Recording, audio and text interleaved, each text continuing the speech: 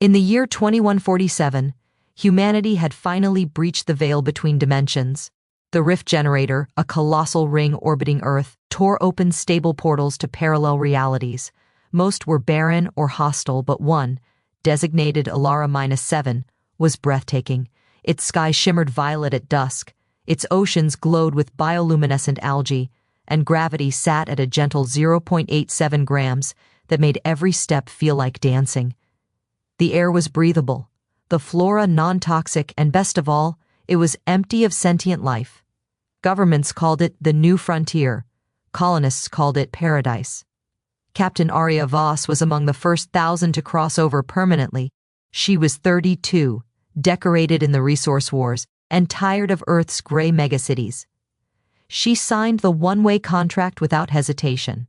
On Alara-7, she became a surveyor, mapping violet canyons and cataloging crystalline trees that sang when wind passed through them.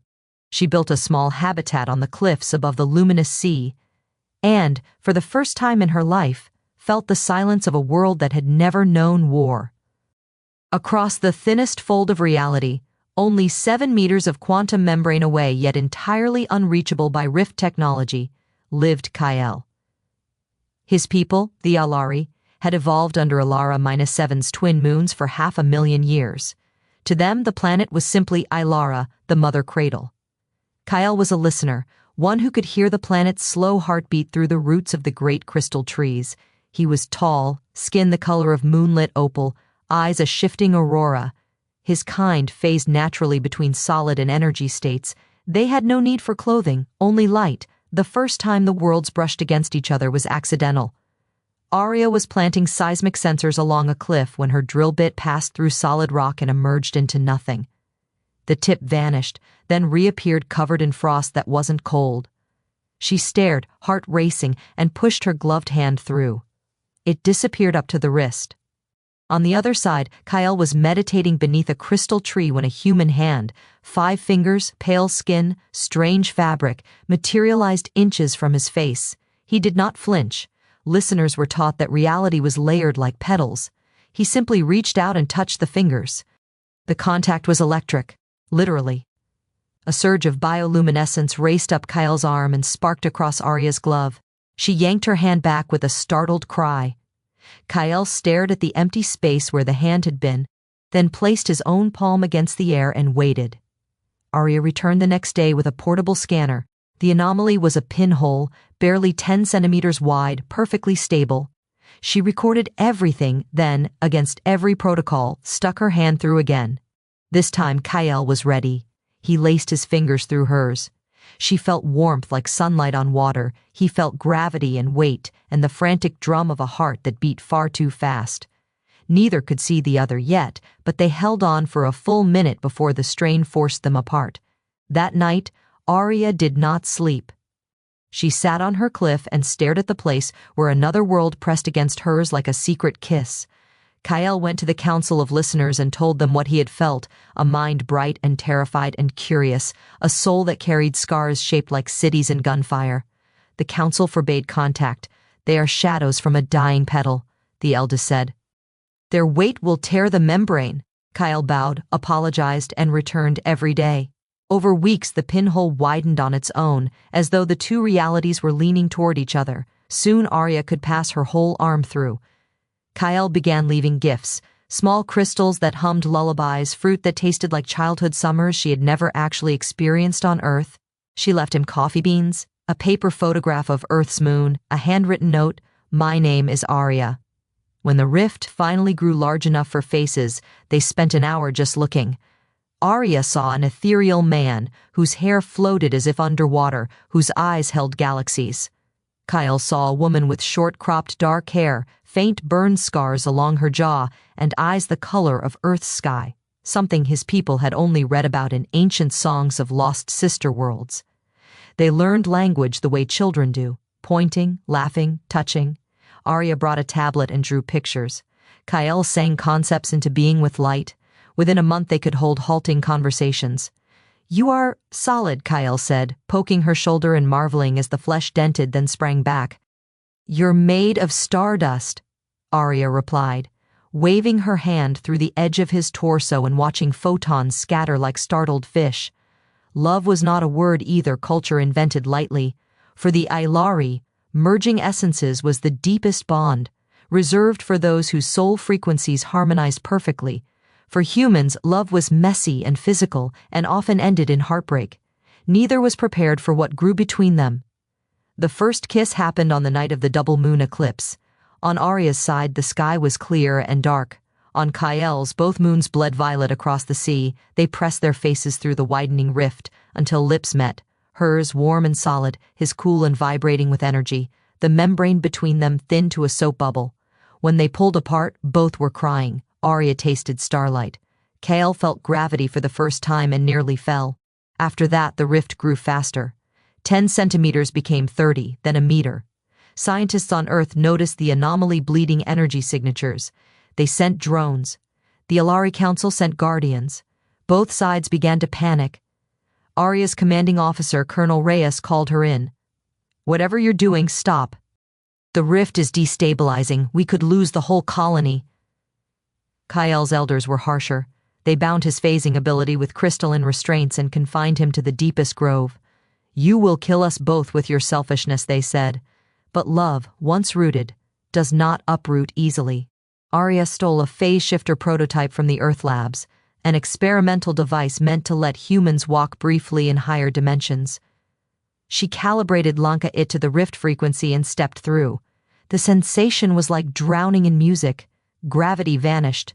Colors she had no names for flooded her vision. She fell upward into Kyl's arms. He caught her, phased them both solid, and they stood, truly stood, on the same soil for the first time. The crystal trees sang a welcome. The double moons hung low and huge. They had perhaps an hour before the restraints on Kyle shattered and the phase shifter burned out.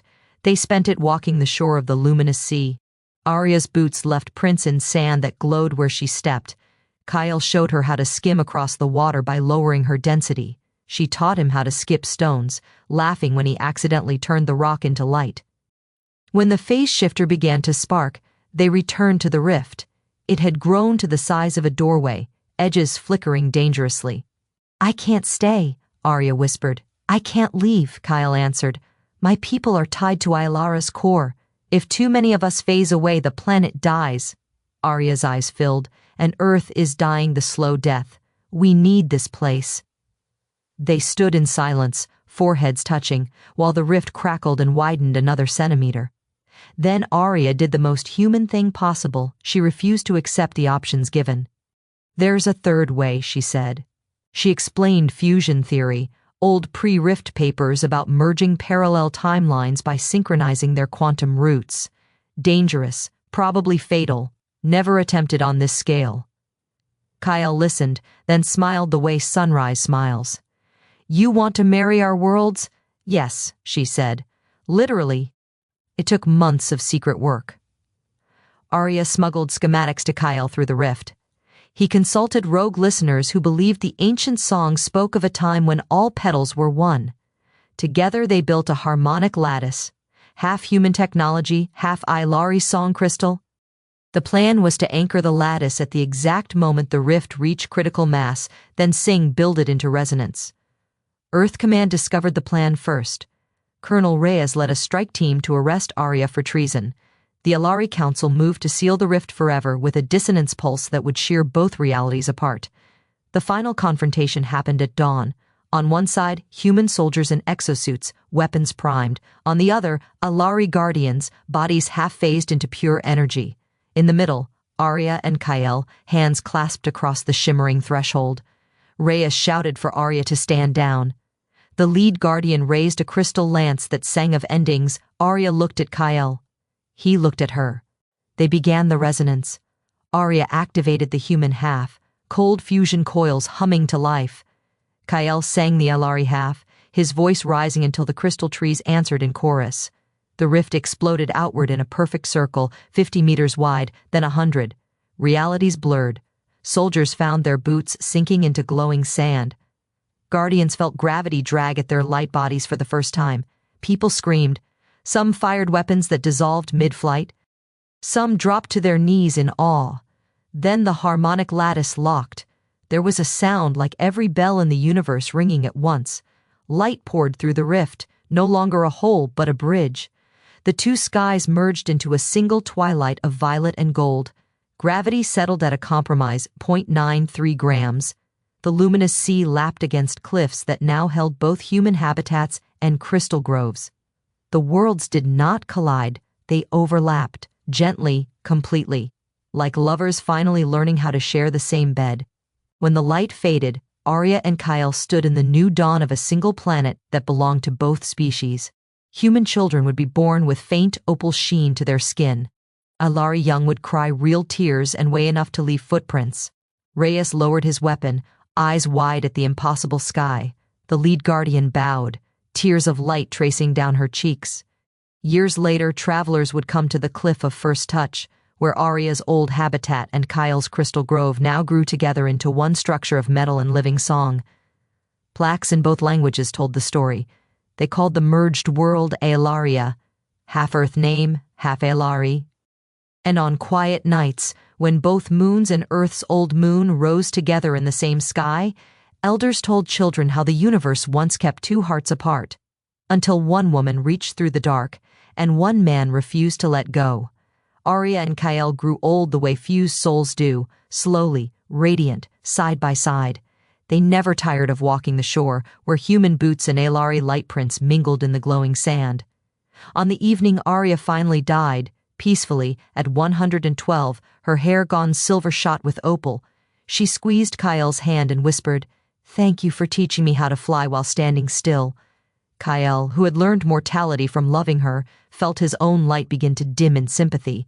He kissed her forehead, now cool and solid and utterly precious. "Thank you," he answered, "for teaching me how to stay." That night, the luminous sea sang brighter than anyone could remember, and every crystal tree on the fused world played a single, perfect note that sounded remarkably like two hearts beating in the same chest. And somewhere, in the quiet spaces between realities, the universe smiled. Because sometimes, against every law of physics and fate, love is the only force strong enough to rewrite the shape of worlds.